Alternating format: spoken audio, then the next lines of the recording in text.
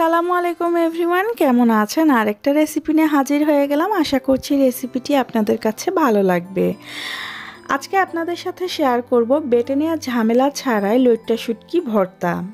আর এই ভর্তাটা কিন্তু খেতে ভীষণ মজার হয়। গরম ভাতের সাথে এই ভর্তাটা হলে আর কিছুই লাগে না। তো চলুন দেখে নিই এই ভর্তাটা বানাতে কি কি লাগছে। প্রথমে আমি এখানে 7-8টা লইট্টা শুটকি নিয়েছি। আর লইট্টা শুটকিগুলোকে আমি এইভাবে পিস করে কেটে নিয়েছি। এখন এগুলোকে আমি গরম পানি দিয়ে খুব ভালো মতো ক্লিন করে নেব।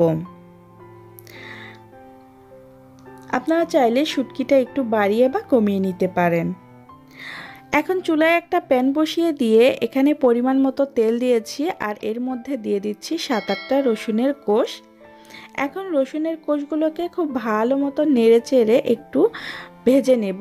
আর রসুনের কোষগুলো সিদ্ধ হয়ে গেলে আমি উঠিয়ে নেব। সেম প্যানের মধ্যে আমি এখানে 3টে শুকনো মরিচ ভেজে নিচ্ছি। আপনারা যদি ঝালের পরিমাণটা বেশি খান তাহলে এখানে বেশি পরিমাণে শুকনো মরিচটা দিতে পারেন। তো আমি শুকনো মরিচগুলোকে ভেজে এগুলোকে উঠিয়ে নিচ্ছি। আর যে লইট্টা শুটকিগুলোকে আমি খুব ভালো মতো ক্লিন করে নিয়েছি, দেখতেই পাচ্ছেন। আর ভিতরের কাঁটাটাও আমি ফেলে দিয়েছি। এখন সেম পাত্রে আমি এই লইট্টা শুটকিটা দিয়ে দিব।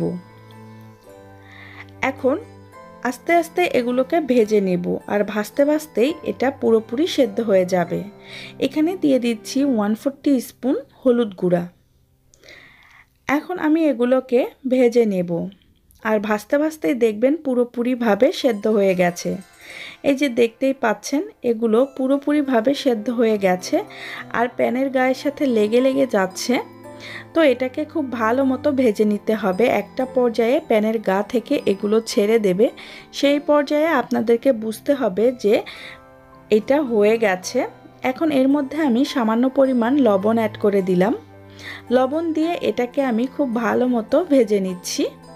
দেখতেই পাচ্ছেন প্যানের গায়ের সাথে লেগে গেছে, কিন্তু একটু পরে প্যানের গা থেকে এগুলো ছেড়ে দেবে। আর এই ভর্তাটা কিন্তু খেতে ভীষণ মজার হয়। বাসায় একবার হলেও ট্রাই করবেন এভাবে। এই তো শুটকিটা হয়ে গেছে। আমি এখন শুটকিটাকে নামিয়ে নিচ্ছি।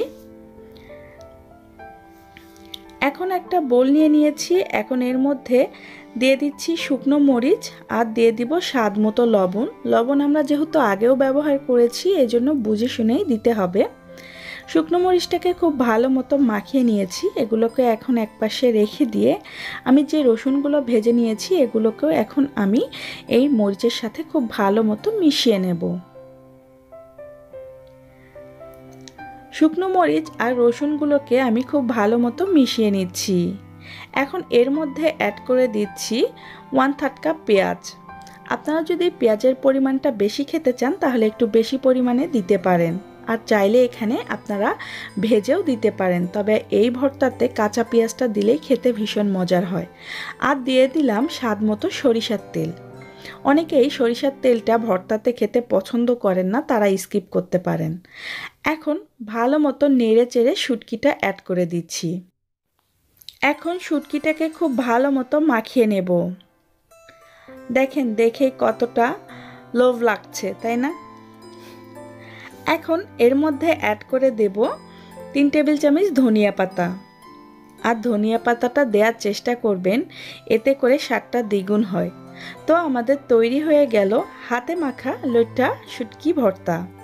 তো ভালো থাকবেন। অন্য কোনো দিন অন্য কোনো রেসিপি নিয়ে আপনাদের মাঝে হাজির হয়ে যাব।